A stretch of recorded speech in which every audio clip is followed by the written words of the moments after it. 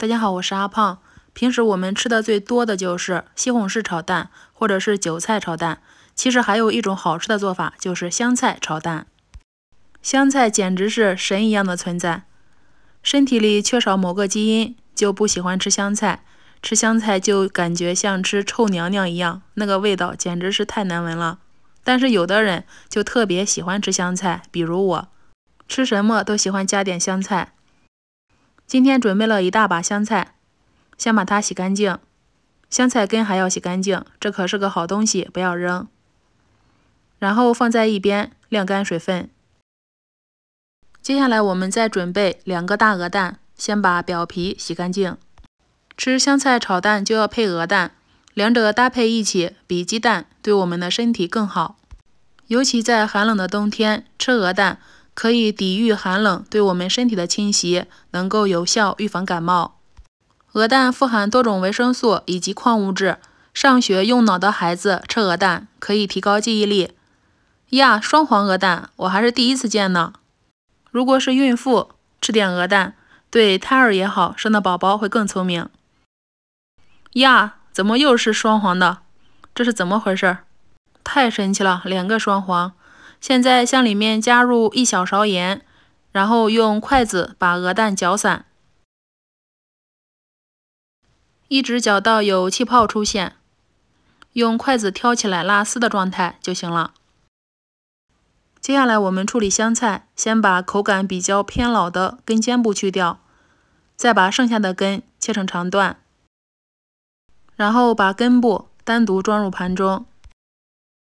再把剩下的叶子切成长段，长度大概在4厘米左右。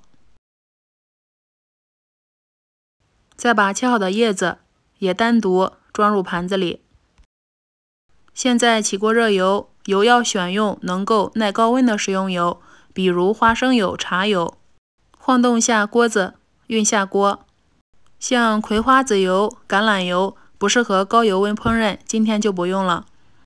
烧到油锅冒青烟，用手试探一下很烫手的程度，把鹅蛋倒进来。